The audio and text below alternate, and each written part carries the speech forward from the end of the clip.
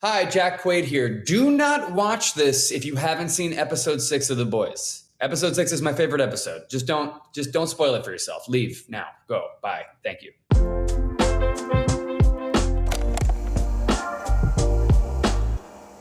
Episode 6 opens with the Deep expressing, his sympathies about a recent tragedy, and really realizing that the best way to soothe the people is by singing them Imagine with him and his celebrity pals. First, we had to get the rights to Imagine. It was really interesting that the John Lennon estate were like, yeah, you should totally do that. And then they gave us the rights to the song. We're all in this together, and together we can imagine a better world.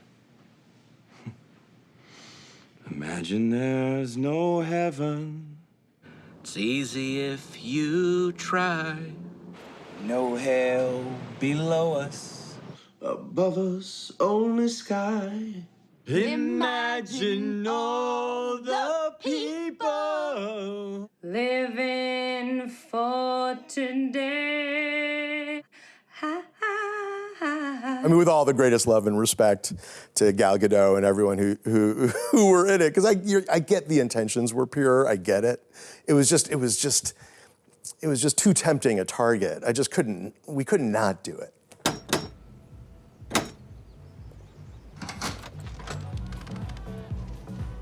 Invitation. I got your invitation right here. Hey. Starlight, I did not even recognize you. Come in, you are more than welcome to party. Party? Yeah, the 70th anniversary of Herogasm. Episode 6, we have a lovely little soiree called Herogasm, which thankfully I didn't have a lot to do with, because I'm a prude at heart. So Herogasm was kind of its own unique thing in the season, and I remember showing up on set that day, and the crew just looked like they'd seen ghosts all day. Like they looked like what they had seen they can't unsee, and they even said that. One of my camera operators was like, "Man, I've seen some today." I'll never forget that. I remember getting on set and everyone was just like smoking cigarettes and this very, very, very rattled about what was happening. Yeah, it was. There was a lot of nudity, a lot of like fluids going around. It was kind of gross. It's so crazy. It's the craziest issue of the comic books. And so when I heard that we were going to do it for the show, I got really excited. I was really interested in what exactly our version of Herogasm would be. And basically what Herogasm is it's a superhero orgy thrown at this mansion. If you're a soup, you get to come in, and a lot of crazy events within our show, within season 3, kind of culminate in this episode at the Herogasm mansion. I was looking forward to seeing how they would execute that. I mean, I was also, not really surprised. I mean, of course, we're going to tackle Herogasm. It's, it's iconic in the comic books. And, I think that Kripke had generated enough goodwill with not only Amazon, but the audience alike to take us there. And he sure took us there. I get to go into Herogasm with sort of my partner in crime and adventure, Mother's Milk. And the second I step into Herogasm, I encounter Love Sausage and essentially have this massive dick coming at me and sniffing at my face.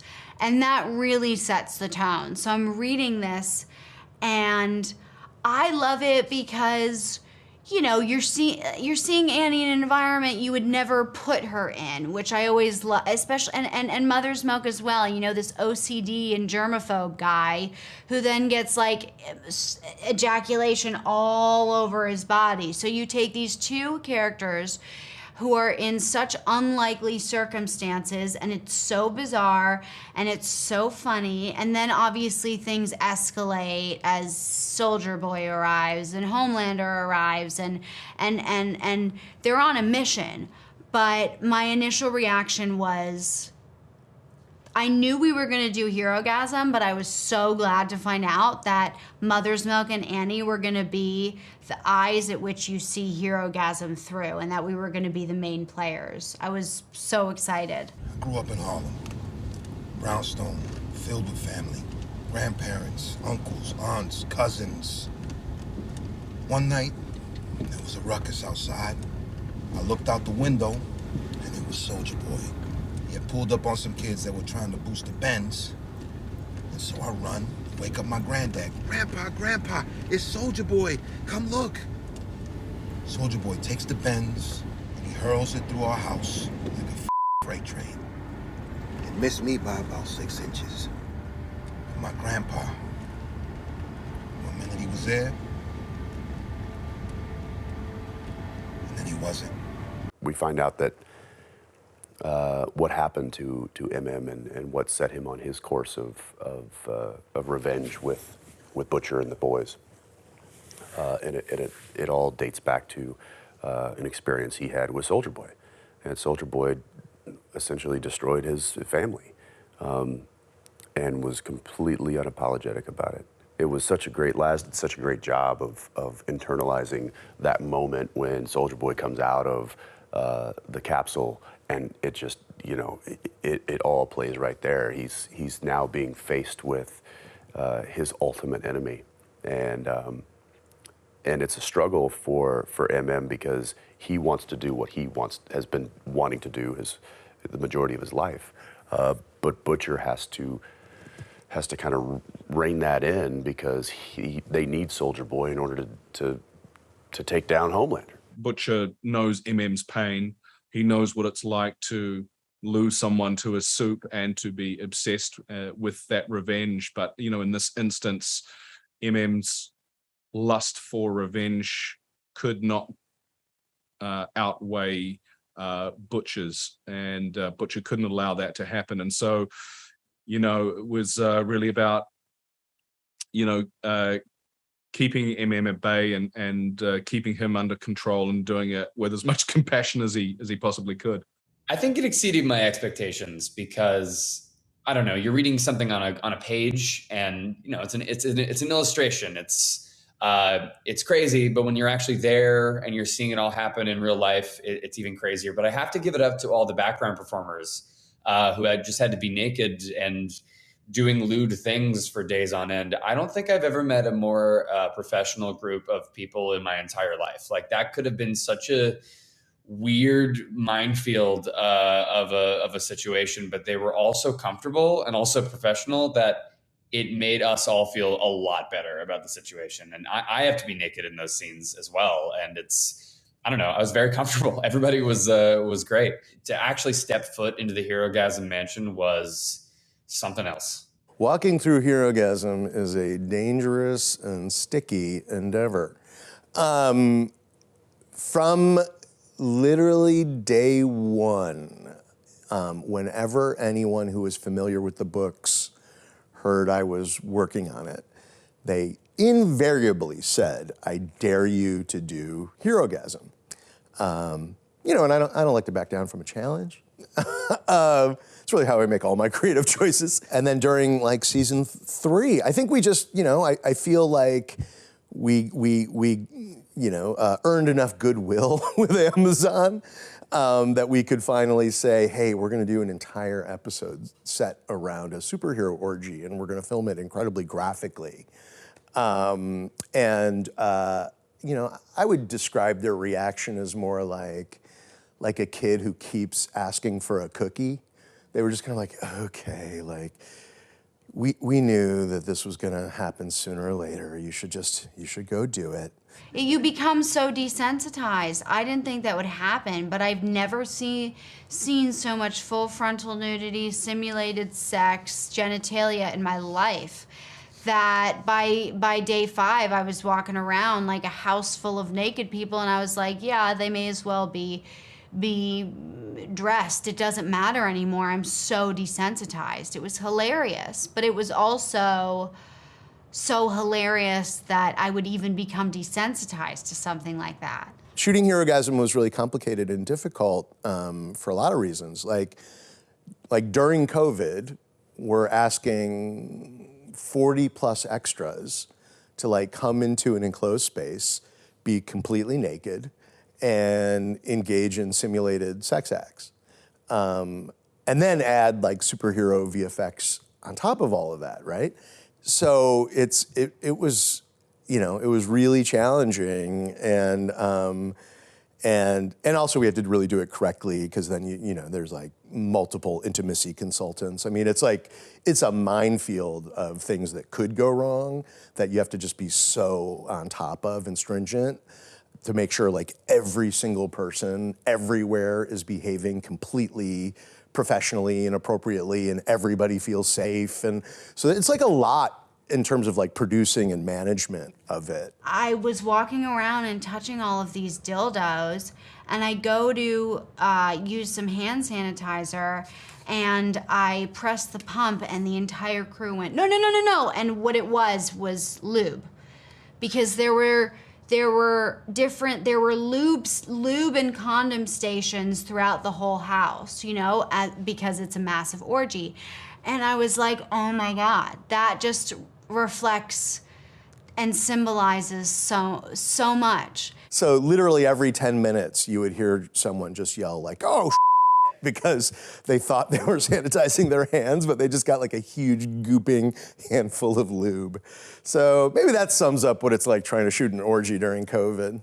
I'm not doing anything. Why would you even? This octopus was sick. Why would you ask? Homelander is gonna love this. No, wait. Please, stop. No. I think I did send Kripke an email just to, you know, get on the same page with everything. So that was, you know, there was definitely a conversation to make sure, like, how are we gonna do this? What's the logistics? No, it was fun. I mean, Stephen Fleet, our special effects guy, Emmy nominated. He's amazing. They did make a big octopus, obviously. It was like a necklace for, you know, you kind of put this harness around, kind of heavy, you know. Aaron had not seen any of it. I had done like the special effects test and everything, but the actual shoot was pretty quick, but like dealing with the, you know, the moving octopus was a lot. It was a first, that's for sure. I saved you, Annie. Jesus Christ, all I want is to save you. You keep saying that, but I don't need you to save me. Right, God forbid I help you, because I always have to be the weak one. The one you have to rescue. You always have to be the strong one. You always have to be so much stronger than me. I really enjoyed playing these parts of Hughie that aren't altogether likable. And I know that's a really weird thing to say, but I liked giving him a little bit more dimension, because I think in other seasons he's been, you know, the morally upright good guy. And it was cool to find parts of him that he didn't like, I didn't like. And yeah, you know, he admitted that he's jealous of Annie. He resents the fact that he always has to be saved by her. And at first I was like, oh no, I have to be naked so much. And then I realized this is so perfect for Hughie. I love that when he finally gets power, it has this embarrassing twist to it.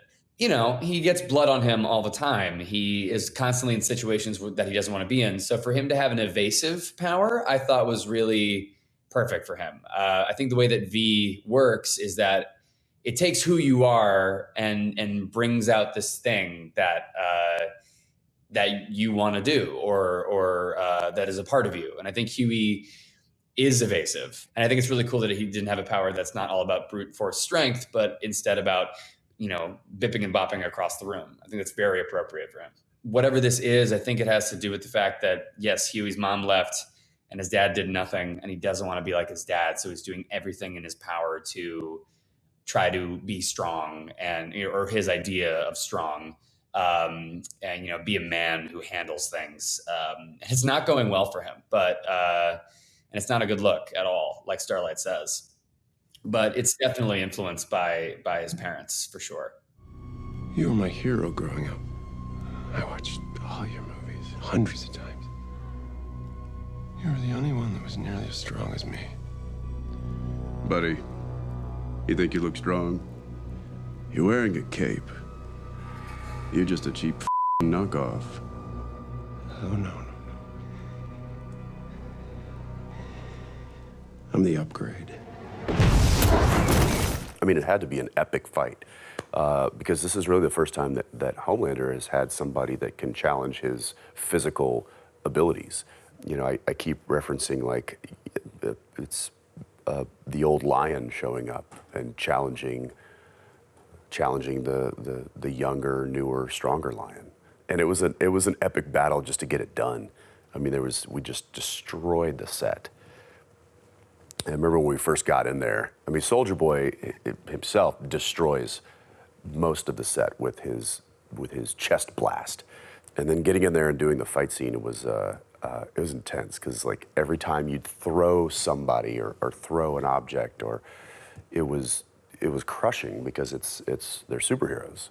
So walls were being destroyed and furniture was being crushed, and that was a fun sequence. It was fun to do. I really enjoyed finally having the opportunity to go one-on-one with Ant and for Butcher and Homelander to actually trade some blows. It felt like a good, solid step for these characters to take. Like, I can't believe I got to be a small part of that, like, amazing superhero fight with Soldier Boy and Homelander and Butcher. I got to be a part of, like, a superhero team-up fight, and it was amazing.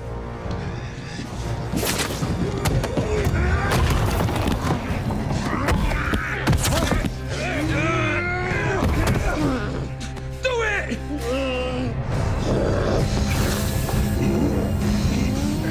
Hughie! Get out of here! No f***ing way!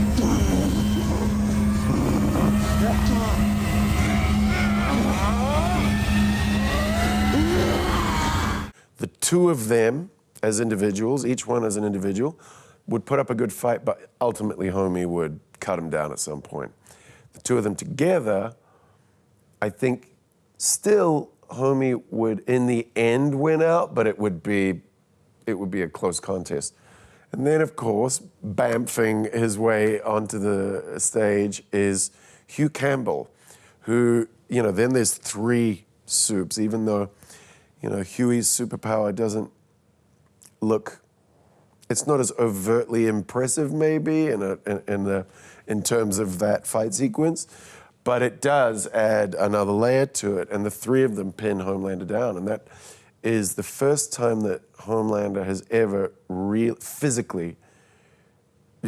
felt a real threat to his life physically, and that's a new experience which absolutely freaks him out. I'm in Montpelier, Vermont. 12 heroes and civilians are dead. A lot more are wounded. Now, Homelander and Vought are going to tell you that it was the supervillain and that they have it handled. They don't. It was Soldier Boy. I know I sound insane, but Soldier Boy doesn't care about protecting Americans, and he probably never has. Most heroes don't care about you. They only care about their image, and Homelander is the worst of them. He's hurt people. He's done something to Maeve. I don't know what they're gonna do to me for telling the truth, but I'm going to keep doing it, and I should have done it sooner. I'm sorry. And one more thing, I'm not Starlight anymore. My name is Annie January, and I f***ing quit. In terms of that big moment with Annie at the end, you know, so much of her story is about claiming her power on her own terms. And it got to a point for us where we're like, well, you know, she has all this power, she should start using it. And there's only so long that it makes sense for her to stick around in that incredibly toxic place. So I really love it as the character growth of this person becoming strong enough and confident enough to, like, just cut that, you know, toxic male energy out of her life and you know, really start doing some damage on her own terms.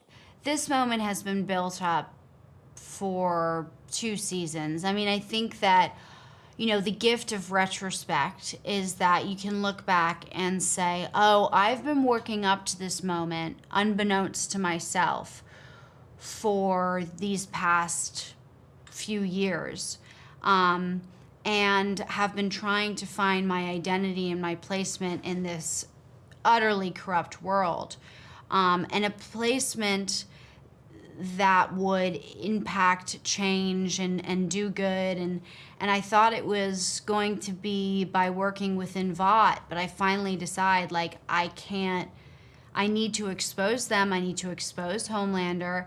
And I find my identity here, which is that I just need to be radically honest and shed this mask I've been wearing for 3 years. I'm not going to be a Vought Barbie anymore. And this is my decisive moment that I do think the past couple of seasons have been leading up to. But I didn't know at the time. And so it really is a solidification and a clarification of my character's identity in this moment and what her placement in this world is going to be. And it's going to be an honest exposure of what she's seen, even if it ends up getting her killed.